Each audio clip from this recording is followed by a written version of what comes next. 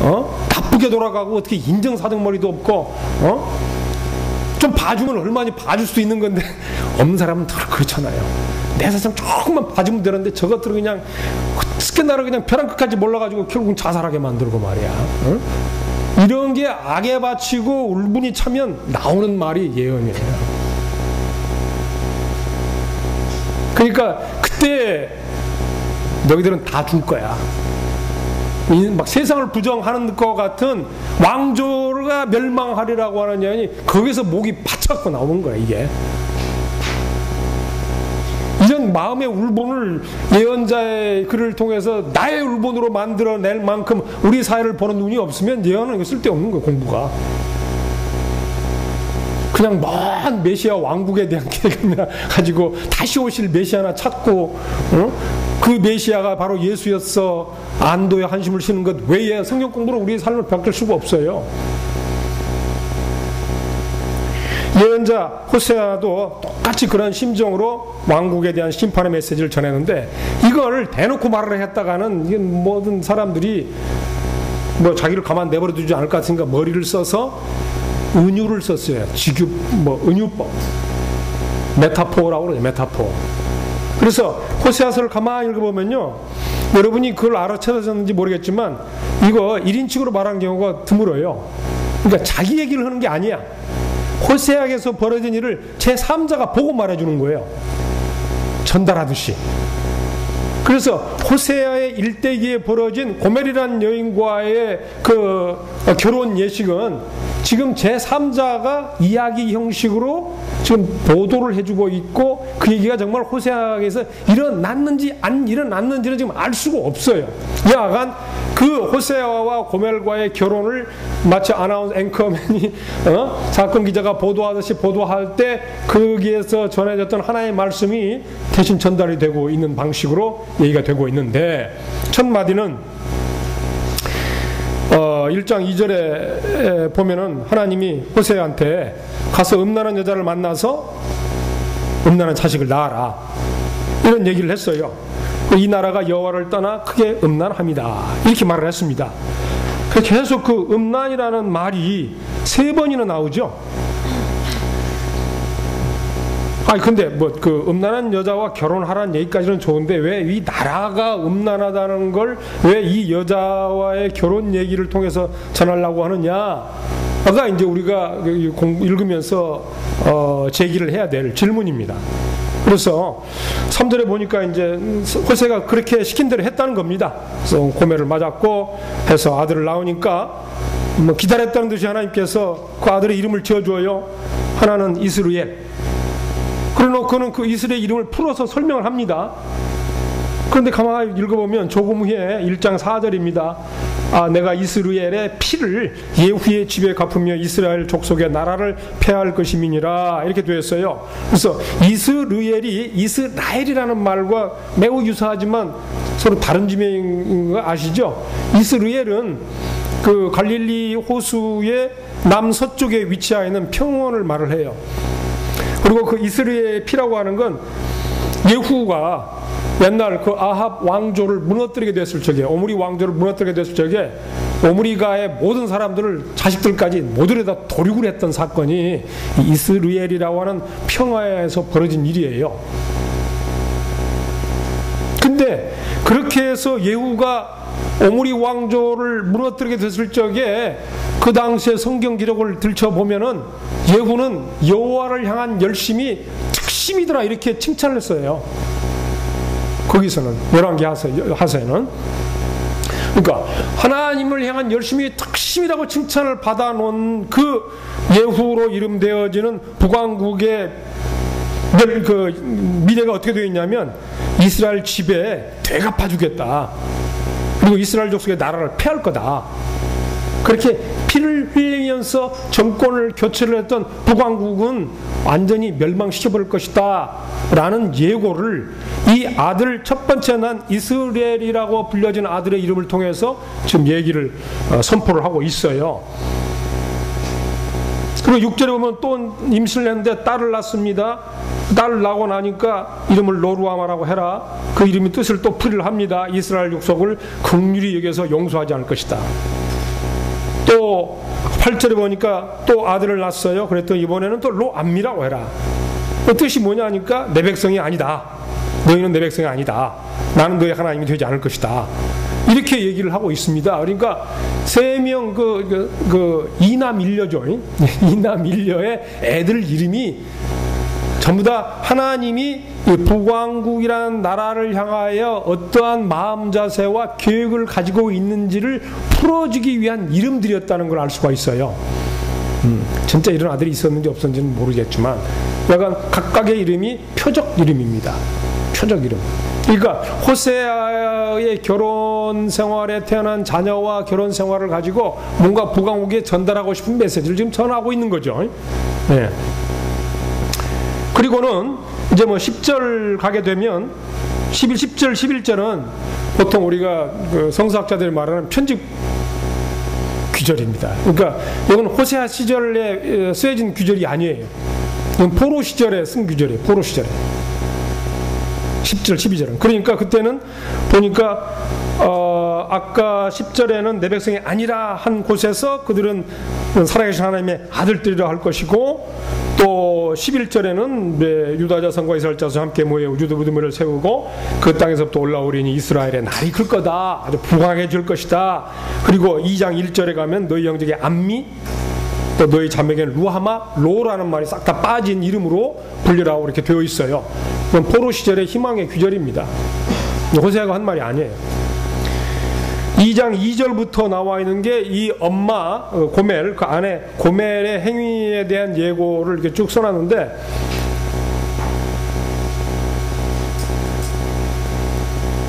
그 음란의 행위에 대한 심판이 3절에 쓰였습니다. 판결 결과 내가 그를 벌거벗겨서 나단 날과 같게, 나단 날 뼈를 홀딱 벗겨가지고 태어날 때는 아무것도 안 입고 나오잖아요. 홀딱 벗겨버리겠다. 광야와 같이 되게 하고 마른 땅같이 되게 하여 목말라 죽게 할 것이다.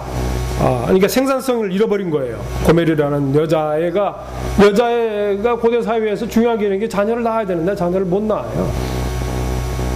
생산성이 없어. 목말라 죽게 할 것이고, 또 혹시라도 낳은 자녀가 있다면 그 자녀를 긍휼히 여기지 않을 것이다. 왜? 음란한 자식이니까. 왜 음란한 자식이라고 그랬냐? 엄마가 이렇게 음란한 행위를 했기 때문에 자식들은, 그 부당한 결혼 관계를 통해서 태어난 자식들은 잘못이 없어도 사생아들은 욕먹잖아요.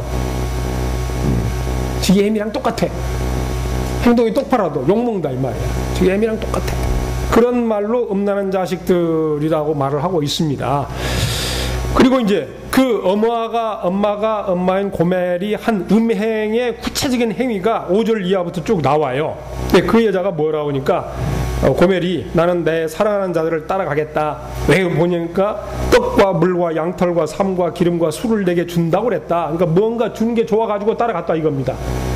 사랑한 자들을 따라갔다라는 말이 사랑하는 자들과 관계를 했다는 말도 되고, 사랑한 자들을 쫓아갔다, 모방하며 살아갔다, 그런 뜻이에요. 누구누구를 따라가다 이런 말이 제자가 된다, 따라가는 자가 된다, 그건 스승을 모방하며 살아가겠다라는 거거든요. 그냥 길 가는데 계속 쫄래쫄래 따라다닌다는 말이 아니잖아요. 따라간다는 말은 그렇게 풀이가 됩니다. 자, 그래서 그 여자가 더 이상 못 가게 가시도 맞고 담도 쌓고 그렇게 못하게 만들어버릴 것이다. 그렇게 말을 하고는 8절 보게 되면 곡식과 새 포도주와 기름은 내가 그에게 준 거다. 결국 이 여자가 추구하고 있는 게 곡식과 새 포도주와 기름들인데, 여기 나와 있는 이 세 단어는 팔레스타인의 3대 농산물을 가리켜요. 팔레스타인 땅의 주요 농산물이 곡식이고, 포도나무에 포도주고, 올리브나무에 올리브 기름이 3대 농산물이에요. 이 3대 농산물을 하나님께서 그동안에 다 주신 건데, 그걸 추구하려고 음란한 행동을 했다. 저를 사랑하는 사람을 따라갔다. 이렇게 말하고 있습니다. 그래서 그 사랑하는 자들이 누구냐? 그러니까 13절에 우리말 성경에는 분명하게 되어 있지 않지만 13절에 보면 그렇게 되어 있습니다. 그가 귀걸이와 폐물로 장식하고 사랑하는 자를 따라가서 나를 잊어버리고 향을 살라 바알들을 섬겼다. 그렇게 되어 있습니다. 사랑하는 자가 바알들이에요. 사랑하는 자가 바알들이다. 그러니까 이 바알을 사랑한다가 되는 건데, 이 바알이라는 신명의 이름이 그 보통 명사의 뜻은 주인 이런 뜻입니다. 주인, 지주, 소유주 이런 뜻이에요. 그러니까 땅을 소유한 사람. 그러니까 뭐 천평만평 소유한 사람이 아니에요. 온 나라를 소유한 사람. 왜 그 나라의 최고의 바울은 왕이에요. 그 밑에 거대한 땅덩어리를 차지하고 있는 고고한 대작들도 바알이야. 그 다음에 우리 집에 내가 지금 붙여가지고 농사 지어주고 있는 지주도 바알이야. 그러니까 바알을 따라간다 이 말은 지주가 되길 원한다는 거예요. 지주가 넓은 천평만평 소유하고 그 다음에는 10만평 100만평 소유하고 그 다음에는 온 땅을 소유하고 그 지주에 되는 게 바알이에요. 그 다음에 이 작은 나라 팔레스타인이 의지하고 또 의지하는 더 큰 군주는 외국 강대국이에요. 아수르나 이집트 왕이 팔레스타인의 군주로 봐서는 그네들의 바알은 이집트 왕이고 그 다음에 아수르의 왕이 바알이에요. 바알은 단순한 신앙의 이름으로서 바알신 이것만 의미하지는 않아요. 그래서 그런 사람들을 따라가서 향을 살라 바알을 섬긴 시일 만큼 내가 그게 벌을 주겠다 이렇게 말을 하고 있습니다. 그래서 지금 다시 이 호세아의 말을 딱 정리를 해서 드리면 아니 지금 메시지가 뭐요? 물어야 됩니다. 뭘 말하려고 지금 호세아하고 고멜이 한 행동을 그렇게 말을 하고 있어요. 호세아의 아내로서 고멜이라는 여자가 다른 남자 사랑하는 사람들을 쫓아가는 것에 대한 일반적인 판결은 그녀는 때려 죽여야 돼. 예, 고금을 통틀어 한 남편의 아내가 부정한 짓을 하면 거기에 대한 처벌은 대동소이합니다. 그 여자를 공개적으로 욕보여서 처벌을 하고 내쫓아라 이거예요. 이런 말을 하는 건 보통 남자들이 하는 거예요. 남자 편에 서서 남자 입장에 서서 그 여자를 갖다 저주하고 그 여자를 갖다 내쫓는 방식의 동의를 이끌어내는 얘기예요. 호세아의 아내가 그랬어? 그러면 당연히 그 여자를 끄집어다가 홀딱 벗겨가지고 광에다 내쫓고, 응? 너 음식물도 죽이지 말고 말이지, 널 물도 주지 말고 목말라 비틀어서 죽게 만들어봐요. 이게 이 이야기를 듣고 있는 일반 청중들의 일반적인 반응이라고 예상을 할 수 있는 것인데, 그렇게 처벌을 받아 마땅한 고멜이라는 사람은 사실은 실제 인물이기보다는 상징적으로 좀 은유되어 있는 존재라 이거예요. 이 고멜의 행동이 사실은 그 당시 그 왕조 사회 안에 엘리트 지배층이 한 짓이다 이거예요. 그러니까 곡식과 포도주와 기름들을 갖다가 얻어내려고 하는 까닭은 뭐냐면, 그것이 있어야 그것이 자본이 되어지고 미천이 되어져서 권력을 갖다가 확장시킬 수가 있고 권력을 유지할 수가 있고 권력을 거래를 할 수가 있어요. 이게 국내에서는 자기의 지지를 기반을 확고히 하고 토지를 늘리면서 사람들을 모을 수가 있고 권력을 기를 수가 있고, 국제적으로는 이것들이 있어야 딜을 할 수가 있어요. 내 자리를 좀 보존해다오, 내가 어릴 때 군대 파송해다오, 이런 것들이 가능하단 말이에요. 돈이 없으면 아무것도 안 된단 말이에요 이게. 그러니까 곡식과 포도주와 기름이라고 하는 건 팔레스타인의 3대 농산물이면서도 이것이 그 당시 그 사회, 해당 사회의 지배계층의 미천이에요. 권력의 줄인 그 원천이다 이 말이에요. 권력의 원천. 그러니까 지배계층들을 향하여서 호세아는 매우 고도의 문학적 기도교를 통해서 그네들을 비판하고 그네들을 하나님의 이름으로 심판을 하고 있는 거죠. 이게 호세아의 얘기예요. 무슨 이스라엘 백성 전체가 보통은 바알 종교를 섬기고 우상을 숭배하는데 빠져 있어서 그네들을 경고하기 위한 거다, 이렇게 전통적인 성경 해석인데, 그러한 해석들은 저는 동의를 못합니다. 동의할 수가 없고 너무 일반적인 방식으로 성경을 해석을 하기 때문에 정말 역사의 그 포인트가 어디에 가 있는지 그걸 알아내지 못하게끔 하는 설명들이에요. 사실 나라의 운명은 지도자들이 쥐고 있어요. 지도자들이. 왕과 그의 곁에 있는 측근들이 나라의 운명을 결정하는 거예요. 백성들이 결정 안 해요. 정책 결정 대통령이 하는 거지. 백성이 언제 결정을 합니까? 입법하는 국회의원들이 법 세우지. 우리가 법 세웁니까? 그리고 그네들이 세운 법 때문에 좋게 되거나 나쁘게 되는 건 다 우리예요. 나라가 몰락하는 건 지도력이 와야 됐다는 거지. 사람들은 여전히 남아있어요. 지금 만약에 우리 일제강점기라고 했을 적에 우리나라 백성들이 다 온데간데 사라진 게 아니란 말이에요. 조선시대의 왕조가 끝나버린 거지. 왕통을 이었던 자손들이 다 끌려가 버린 것 뿐이에요. 농사 짓고 있는 모든 조선 백성들은 여전히 자기 땅에 농사 짓고 살았어요. 사람은 계속 살아가요. 정권만 바뀌는 거예요. 근데 그 정권이, 자국민의 정권이 자국민을 너무너무 수탈을 해왔다 이거야. 억압을 하고 뺏고, 아까 빚 채무 구조를 가지고 끝없이 수탈하고 끌고 가서는 결국 자기의 유익을 추구하고 권력을 확대하고 자기의 지위를 자손 만대까지 이어주게 하려고 하는 시도만 하고 결국 백성들은 그냥 무지랭이처럼 살아가는 거지. 짓밟히고 사는 거고. 이것을 말하는 겁니다. 그렇게 계속 존속되어가는 왕조란 하나님의 백성 턱도 없는 소리예요. 하나님의 백성으로서 땅의 선물 턱도 없는 소리예요. 이런 거 다 뭐 하는 데 쓸 데 있는 거예요. 왜 쫓아버리는 거죠. 왕조에 대한 가차없는 심판만이 그들에게 주어진 결과라고 선포한 사람들이 예언자고 호세아는 그 얘기를 하고 있어요.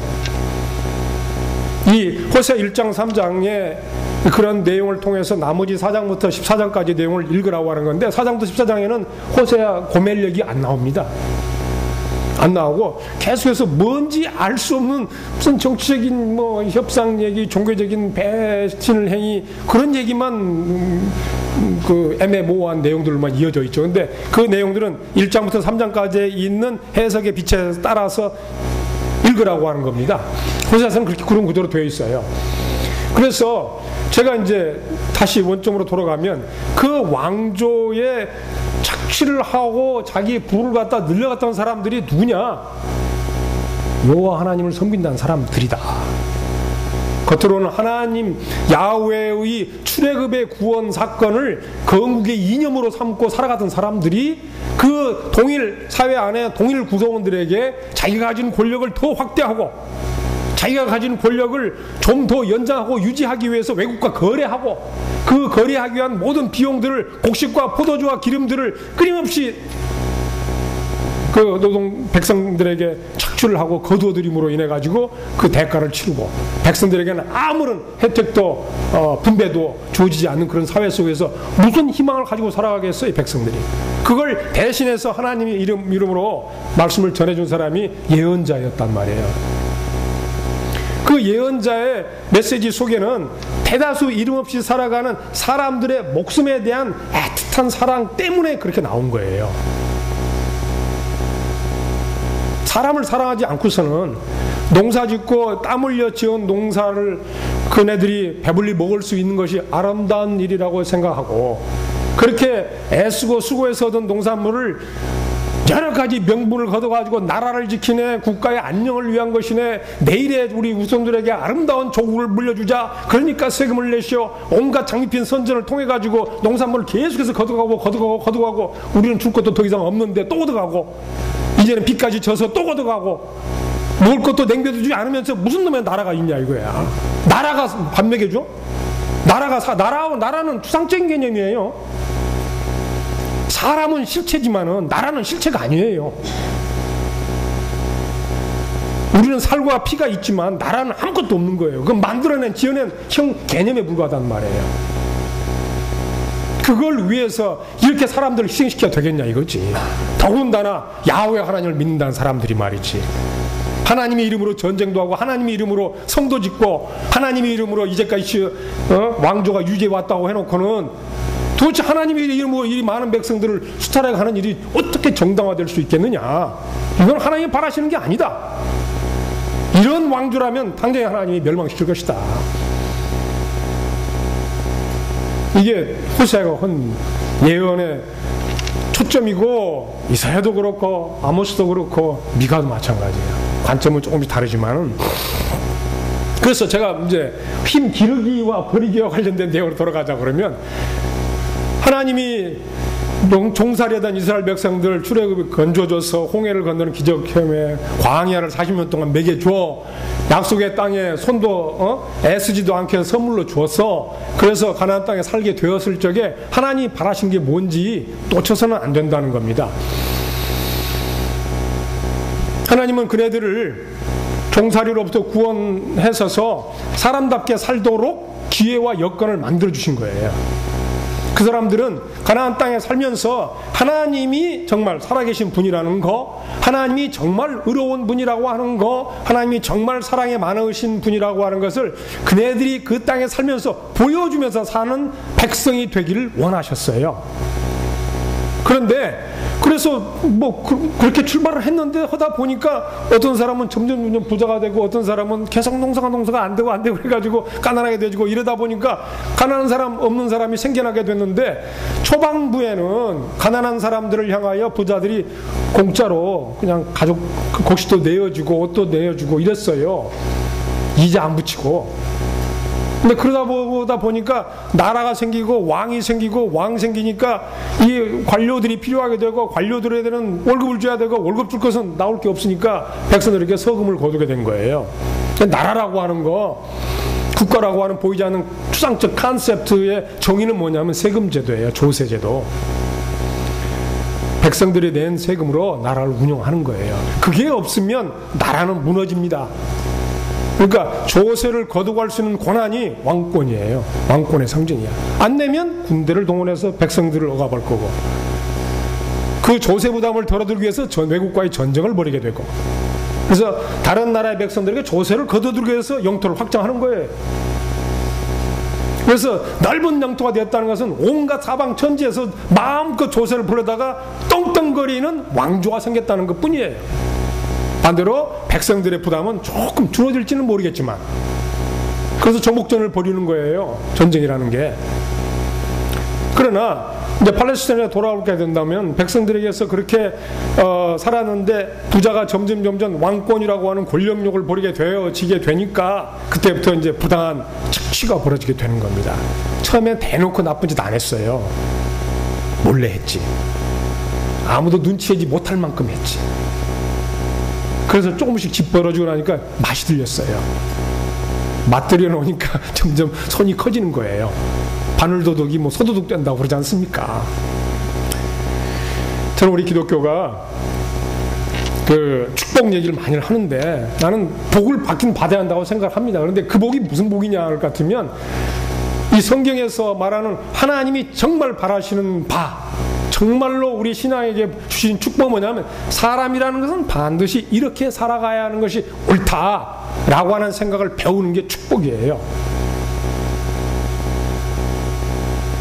많이 벌고 많이 배우는 게 축복이 아니라고. 높은 자리에 가는 게 축복이 아니에요. 높은 자리에 가는 게 저주일 수가 있어요. 돈 많은 게 저주일 수가 있어요. 그게 문제가 아니라 힘을 길러야 되는데, 그 힘은 인간이란 뭐냐, 인간이 어떻게 사는 게 인간다운 것이냐, 이걸 올바로 알아야 된다는 거죠. 그걸 갖기 위해서 우리가 힘을 길러야 한다는 건데, 지식의 힘이 먼저 필요해요. 많이 알아야 되고 많이 배워야 됩니다. 많이 연구해야 되고 많이 질문해야 돼요. 이거 어설프게 알아가지고는 회의론자? 에이, 신앙도 별거 아니야? 이렇게 빠질 수가 있기 때문에 목사님들이 염려해서 너무 그렇게 꼬치꼬치 깨물지 말고 좀 믿어봐, 이런 그 안내를 해드리는 것 뿐인데, 사실은 많이 질문하고 많이 공부해야 됩니다. 지식이 없어서, 호세아서 그랬잖아요. 내 백성이 지식이 없으면 망하는도다. 무슨 지식? 성경을 몰라요.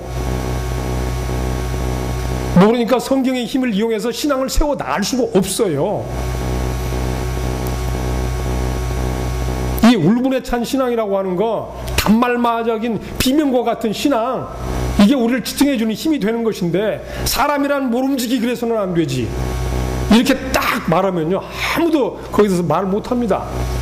사람이란 모름지기 딱 이렇게 하면 누가 그걸 타협을 하려고 하고, 누가 유예를 줄 수 있고 개선안을 낼 수 있습니까? 사람이란 가장 일반론에 근거한 가장 상식적인 수준에서의 요구를 기준 삼아가지고 얘기를 딱 하는데, 거기까지 가도록 우리가 힘을 길러야 되고, 그런 과정에서 내가 높은 지위에 갈 수도 있고, 좋고 살만하고 여유 있는 직장도 얻을 수가 있고, 많은 사람을 부릴 수 있을 만한 무슨 뭐 업주가 될 수도 있습니다. 사장이 될 수도 있고. 근데 바로 그 힘으로, 그때 가진 그 힘으로, 그 힘을 포기할 줄 아는 방식으로 삶을 살아라는 거예요.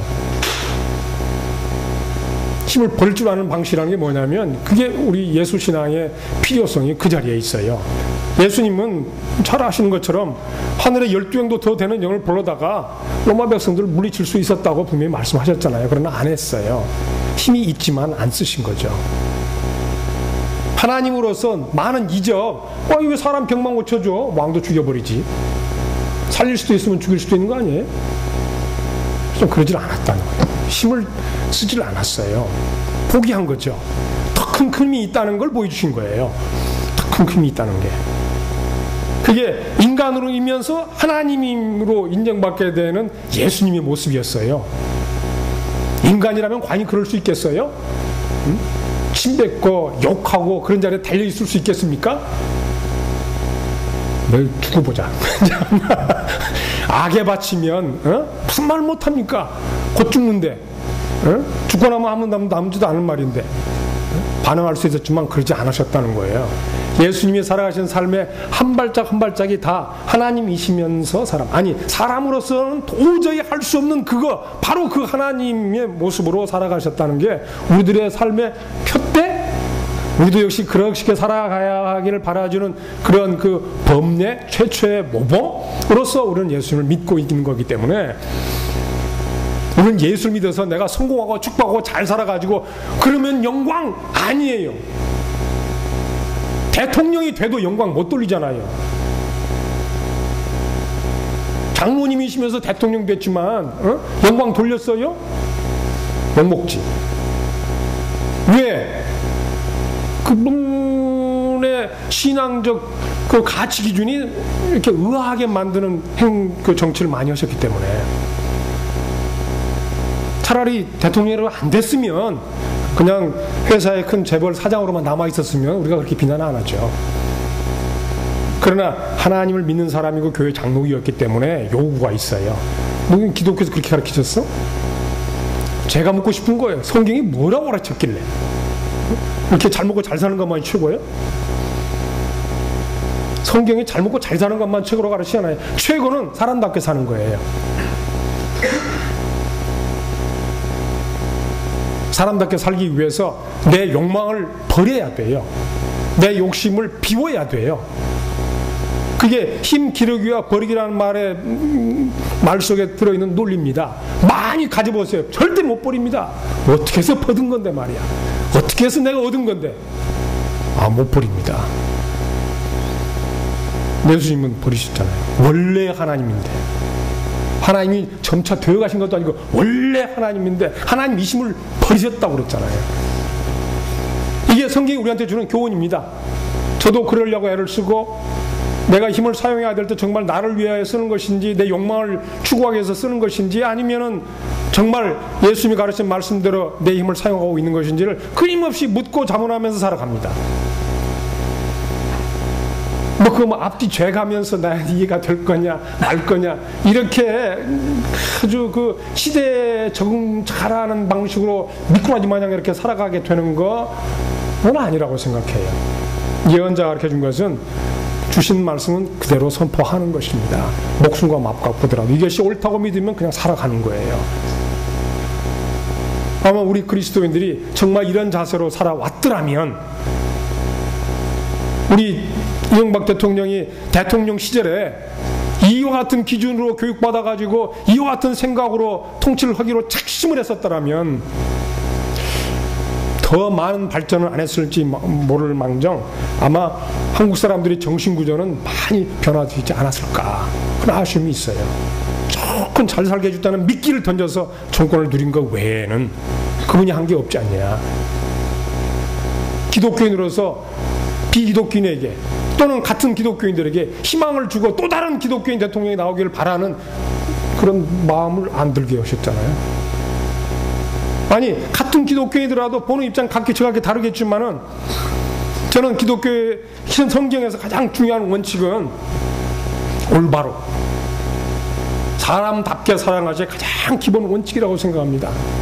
그건 뭐 또 다른 사정에서 뭐라고 말해서 뭐 흡사하다 비슷하다 그걸 떠나서 성경은 하여튼 그래요. 왜? 우리가 하나님의 형상대로 지금 받았으니까. 하나님의 형상대로 살아가야 할 거 아니에요. 저 짐승 마냥, 도라지 마냥, 악마처럼 아우닥닥 우리가 원했던 성경에 살아가도록 했던 그런 모습이 아니잖아요. 하나님의 형성으로 지금 받았기 때문에 우리가 살아가는 모습에서 하나님의 모습이 비춰야 된다 이거야. 근데 하나님의 모습이 어떻게 비춰주냐? 쉽지 않지만 저는 세 가지로 요약합니다. 성경에서 가장 중요한 세 가지 가치, 그건 정의, 둘째는 생명, 셋째는 평화입니다. 왜 그런 소리를 함부로 하시오? 성경 해석의 결과로 하나님이 이 세상에 질서를 세웠잖아요. 낮과 밤을 만드시고 바다의 역지를 나누시고 윗물 아랫물을 나누시고 이게 질서를 세우신 방식인데 그 질서가 우리 인간 사회에서는 정의예요. 그리고 곳곳에 필요한 공간마다 생명체, 무생물체를 만들어주시면서 생명이 풍요롭게 존재해가는 모습을 아름답게 보셨잖아요. 그러니까 생명 원칙이야. 셋째로는 그리고 그렇게 조화로운 세계를 보시고 안식하셨잖아요. 평화. 더 이상의 분열과 분쟁과 다툼과 갈등이 없는 세계를 완벽하게 지어놓으셨기 때문에 그게 하나님의 행동으로 보여주신 본인이니까 그 모습을 비추며 살아가는 존재가 우리예요. 예수 믿는 우리, 예수로 구원받았다고 고백하고 있는 우리가 살아갈 방향은 이제 예수님처럼 살아가는 거고, 예수님이 살아가시는 것은 하나님의 형상을 그대로 비춰주신 거고, 그 비춰주시는 모습이 우리한테 남긴 가치는 정의와 생명과 평화예요. 정의를 외치다 보면 저는 피도 눈물도 없는 놈이야 이런 거 아니에요. 정의란 사람을 너무 아끼고 사랑하기 때문에 외치는 거예요. 생명을 소중히 여기기 때문에 생명을 포함하고 있는 모든 세계에 대한 경외감을 갖고 살아가는 거예요. 저는 뭐 성서가 이와 같은 사상을 가르치고 구약 성경에 뭐 여호와 신앙의 요체가 거기에 있고 또 그 요체를 삶으로 완벽하게 구해내신 분이 예수라고 믿고 있고, 그래서 그 예수님을 믿고 살아가는 내가 예수를 때문에 구원받았다라고 말하는 것은 삶의 가치가 완전히 달라졌다. 내가 예수를 따라가기로 결심한 것은 이 가치를 위해서 살아가겠노라 라고 결심하는 거라 이겁니다. 그리고 그런 사람들을, 그런 그 가치에 동의하면서 살겠다고 동의하는 사람들을 모아서 끊임없이 그 가치를 가르쳐주고 가치도 살아가도록 격려하고 위로해주는 게 저는 교회라고 생각해요. 그래서 신앙이란 사실은 단순 축복 논리, 뭐 기복주의 이걸 떠나서 바른 가치를 올바로 알아서 인간답게 살아가도록 교육하는 거예요. 살아가는 겁니다. 신앙이란 삶입니다.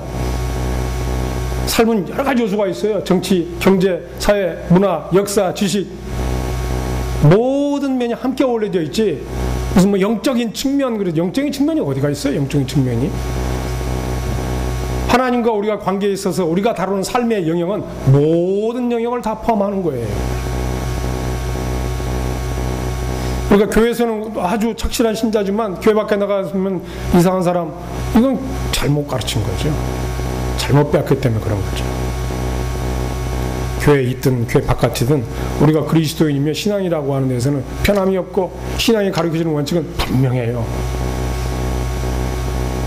요거 내 삶의 인생 철학이 되어지고 목표가 되어지고 그걸 위해서 내가 무언가 특정 직업을 택하고 그걸 위해서 내가 지금 일하고 있다는 걸 알면 기쁘고 즐겁죠. 그래서 목사님들이 말하기를 이제 나는 무엇 때문에 뭘 위해 살아가는지 나는 알게 됐다. 이렇게 살다가 나중에 내가 어디로 가는지도 분명히 안다. 뭐 이런 고백들이 나오게 된 거예요. 그럼 후회 없이 인생을 살 수가 있는 거고 그렇게 살아가는 인생이 멋질 수가 있습니다. 결과에 상관없이. 저는 여기서 힘 기르기와 버리기를 말하게 될 때 사실은 수없이 많은 잘 먹고 잘 살고 많이 가진 기독교인들을 염두에 두고 쓴 글이었었어요. 없는 사람들은 뭘 내세울 게 없잖아. 하나님의 은총만 간절히 바랄 뿐, 먹여주신 것만 바랄 뿐. 그러나 내가 먹어서 배가 부르면 나도 달라질 수 있어요. 처음에는 없어서 아쉬워서 하나님께 들러붙었지만 지금은 있는데도 하나님을 찾지 않아요. 하나님을 믿는다고 하면서 얼마나 비인간적으로 살아가는 사람들이 바로 우리 자신이 될 수가 있는지 무서운 겁니다. 우리 신앙을 허투루 그냥 대충대충 형식적으로 그렇게 살아가면 그건 신앙 아는 것만 못해요. 욕되죠, 하나님. 저는 철저한 그리스도인, 철저한 신앙이 되기 위해서는 원칙을 끊임없이 남에게가 아니라 나에게 조각하면서 살아가는 사람이 될 때 아마 그것이 정말 성경이 우리 하나님을 통해서 하나님이 우리한테 바라시는 신앙의 모습이 아닌가 그렇게 생각을 합니다. 미진한 내용은 우리 목사님이 소개해준 제 책이나 기타 우리 이현희 전도사님의 그 상담을 통해서 해소할 수 있게 되길 바라고, 혹시 제가 드린 말씀 가운데 질문이 있으시면 기탄 없이 뭐든지 좋으니까 질문할 수 있는 시간 드리겠습니다.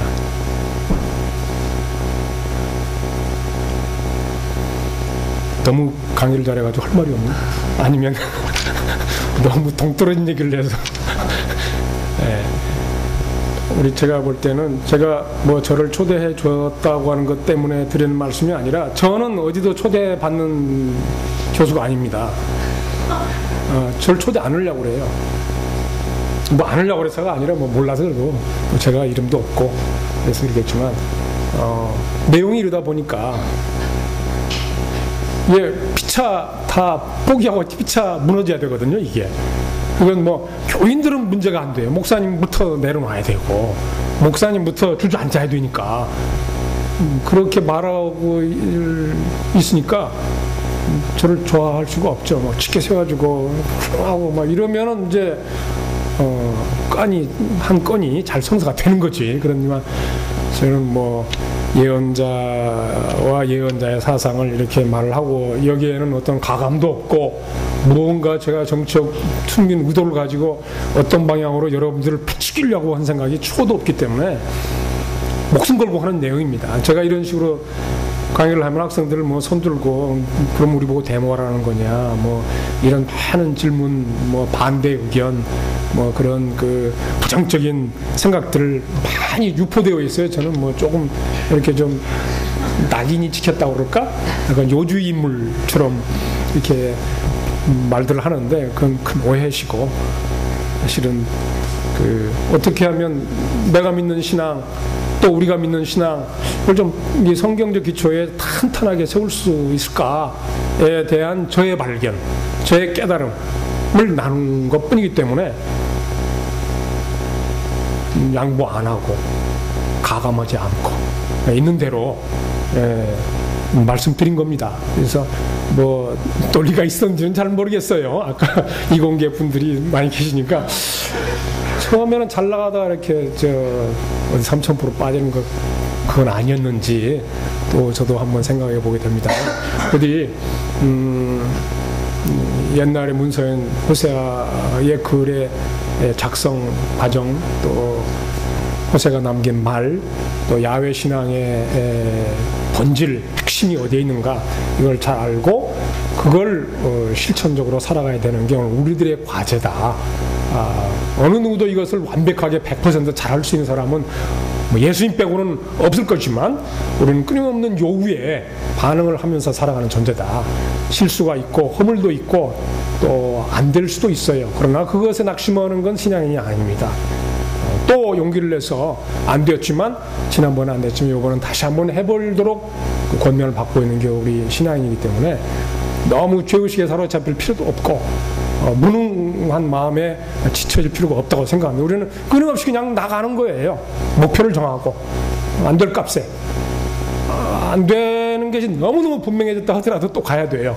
그게 우리 신앙이니까 그걸 염두에 두시고 부디 여러분이 나중에 크게 되거들랑 힘을 함부로 사용해서 하나님과 기독교를 욕먹이지 말고 정말 신앙이라는 게 뭔지 정말 높은 위치 많이 가진 위치에 있을 적에 딱 한마디 던지면 수없이 많은 사람이 옳은 대로 돌아올 수가 있어요. 그게 힘 기르기와 버리기라고 하는 제목에서 제가 여러분에게 나누고 싶은 그런 말씀입니다. 질문이 없으시면 질문 아까 하라니까 왜? 네. 네.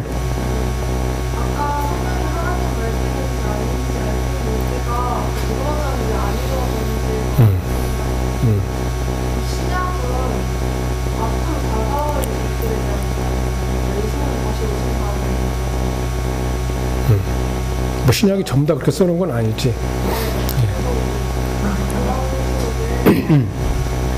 어서 오시옵소서 마라나다.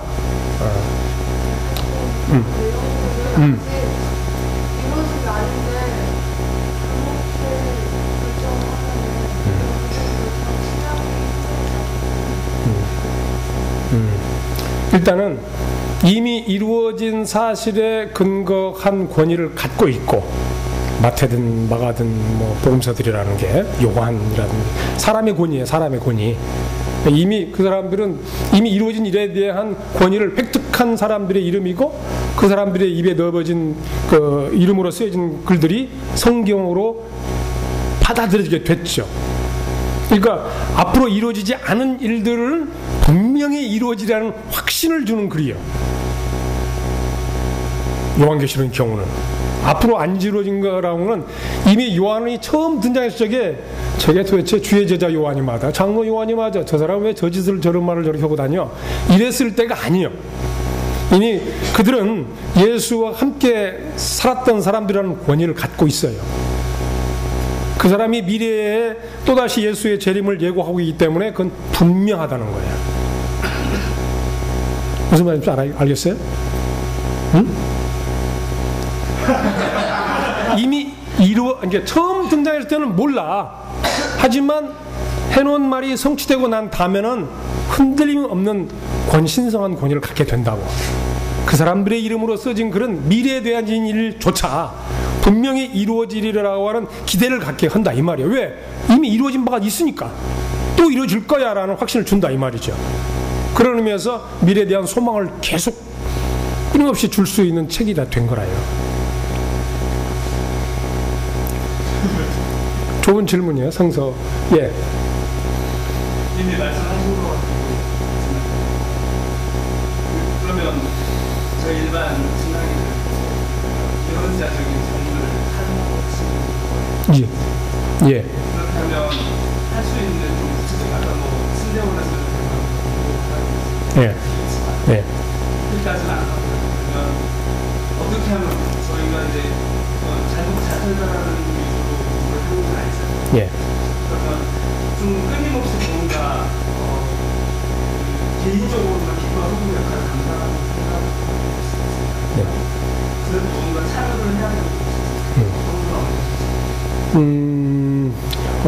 일단은 우리가 해야 될 일은 뭐냐면 내가 신앙으로 바로 서는 거예요. 내가 신앙이 바로 서면 말과 행동이 달라져요. 뭐 아주 개인적인 대화든지 뭐 공동체의 모임이든지 회의를 가든지. 그러면 제가 생각하는 방법은 매우 온건한 건데 전 나가자는 쪽이 아닙니다. 나가본 적이 없어가지고 나간 경험이 있으면 그래 같이 갑시다 이럴 것 같은데 가본 경험이 없어요. 그러나 제가 이제까지 살아온 경험에 의하면 내가 바른 신앙에 바른 말을 딱딱 하면은 함부로 하질 못해요. 내가 그 사회에 파수꾼처럼 느껴지나 봐. 이게 저 사람이 눈을 뜨고 있는 동안에는 함부로 이렇게 저렇게 멋대로 하지 않게 되는 억제력을 발휘할 수 있다 이거예요. 그러니까 대놓고 허튼 수작을 못 하는 거지. 사회 안에서. 그리고 이제 전체 사회라고 그러면 내가 정당한 의견 개진을 할 수 있잖아요. 나는 뭐 그 정도까지입니다. 아직 뭐 집단 행동을 해보질 않아서 집단 행동을 하기까지는 좀 더 인간 사회의 역학 구조를 좀 더 잘 알고 매우 체계적이고 조직적인 힘을 발휘하지 않으면 안 된다는 생각까지는 있어요. 근데 뭐 성서시대 예언자나 누구나 이렇게 막 떼지어 다녀가지고 막 집단 군중 시위 선동하고 이런 일이 없기 때문에 예수님은 그런 걸 다 자제하셨고, 그래서 뭐 무저항 비폭력, 비폭력 저항, 비폭력적 저항 뭐 이런 것들을 이쪽에서 말을 많이 하고 있는데, 그러니까 바른 가치관과 바른 대안을 제시할 수 있는 사람들이 늘어나면 늘어날수록 그런 의식을 가지고 있는 사람들이 시민사회에 상당히 있다는 걸 알면 위정자들은 함부로 못합니다. 그런 사람들이 적으면 적을수록 함부로 할 수가 있게 되죠. 권력을 휘두르게 되고. 그러니까 많은 그리스도인들이 빛이 되려면 많이 공부해야 되고, 많이 공부해서 아까 말씀드렸던 그 가치관을 정말 내 거라고 확실하게 믿고 그런 방식으로 살아가고, 회사든 사회든 어디든 그런 걸 딱딱 정당한 그 위치와 권리를 가지고 말을 해버릇하면 그 사람을 함부로 안 해요. 그러니까 사회적 억제력을 발휘할 수 있는 사람이 되어 간다는 거죠. 그렇다면 공동체적인 예. 우리가 성장해가지고 역할을 담당하면 안 그렇지 않고 의식적 대면 뭐 꼭 어떤 사안을 두고 그런 건 아니고요. 항상 그렇게 하다 보면은 교회 안에서도 뭐 대체는 그게 목회자와 성도 간의 관계인데 목사님들이 함부로 못하게 된다 이 말이죠. 사실은. 그러니까 그렇게 될 만큼 목회자들은, 목사님들은 교인들을 많이 성장시켜 놓게 되면, 피차 인격적인 관계가 되면 함부로 무시하고 조종하고 뒤에서 이렇게 음해하고 그런 일을 안 해요. 성숙한 그리스도인들이 그렇게 하겠습니까? 그렇게 안 된다면 여전히 아직도 그 모자라고 부족하고 그런 인간 냄새가 많이 나니까 그런 일들이 이루어지는 거겠죠. 예. 그러니까 뭐 저는 뭐 이상적으로 생각할지 모르겠지만 뭐 침례교는 더더욱이 그래요. 그 제가 아는 침례교의 이상은 뭐 목사님이 높은 분이 아니다. 그 회중 가운데 한 사람, 설교와 행정에 지도를 받은 한 명이라고 그렇게 배웠거든요. 그러니까 일반 다른 장로교라든지 뭐 다른 교단은 위계적인 구조를 가지고 있어요. 그 교회 구조가. 그러나 침례교는 모두가 brother and sisters로서 대등한 평등한 지위를 갖고 있는 걸로 알고 있습니다. 그 중에 한 분이 나와서 은혜 받은 대로 말씀을 전하고 그분의 말씀에 청종하는 시스템이 침례교회인데, 그럴 만큼이나 함께 어우러져서 같은 수준으로 이렇게 성장해 가는 게 매우 중요하다고 생각해요.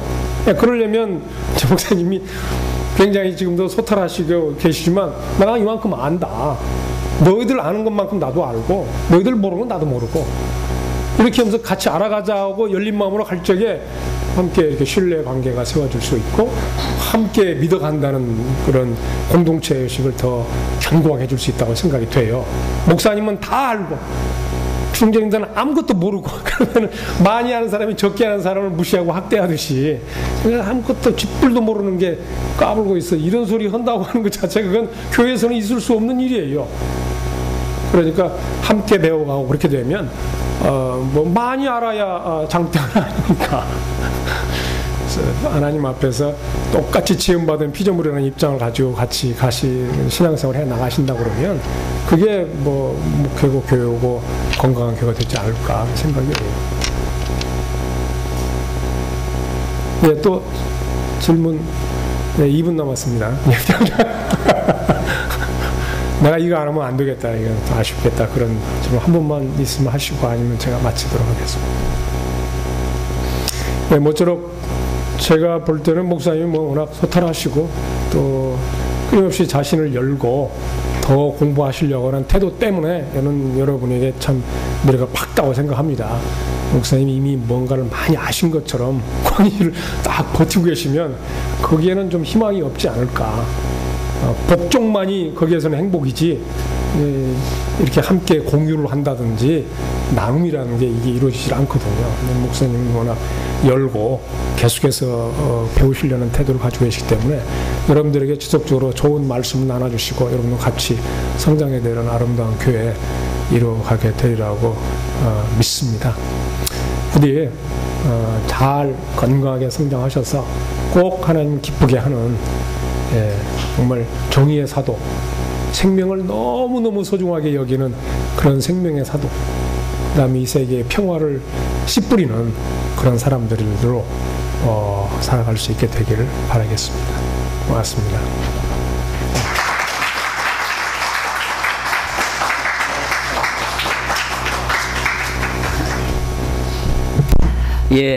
감사합니다. 제가 우리 이 출애굽기 이렇게 말씀 나누고 그럴 때 예언자 정신 혹시 말씀드렸던 거 기억나시죠? 그때도 제가 세 가지 말씀 드렸었는데 자유, 정의, 공평 뭐 이런 거 옛날에 제가 이제 구약신학 들으면서 그때 참 교수님들한테 한 말씀 들었던 거를 지금 20년, 30년째 기억하고 있습니다. 젊었을 때 여러분들이 사실은 참 주옥 같은 말씀들 한 말씀 가만 곱씹어서 그 말씀으로 성경을 이제 오늘 우리 우택주 교수님께서 예언자 정신 세 가지 오늘 말씀하셨는데 마지막에 뭐였죠? 정의, 생명, 평화. 저는 이 8세기 그 책 읽어보시면요. 8세기의 집약론에 대해서 이렇게 쭉 말씀하시고 또 오늘 강의하면서도 채무관계 이렇게 해서 그것이 이제 국제무역으로도 이제 발전하고 그러는데 책을 읽으면서 고민을 하는 것은 신자유주의와 이런 관계 속에서 우리가 어떻게 이런 것을 바라다 봐야 되는지 생명에 대한 말씀을 하실 때 4대강은 도대체 우리가 어떻게 봐야 하는지 평화 문제 했을 때 핵 문제는 북한의 핵무기는 핵보유는 우리는 어떻게 그 문제를 그리스도인들은 봐야 하는지 여전히 성경적 안목을 가지고 우리 시대의 문제를 끌어안고 또 고민하고 사는 것이 우리가 이것이 정답이다 막 딱 떨어지는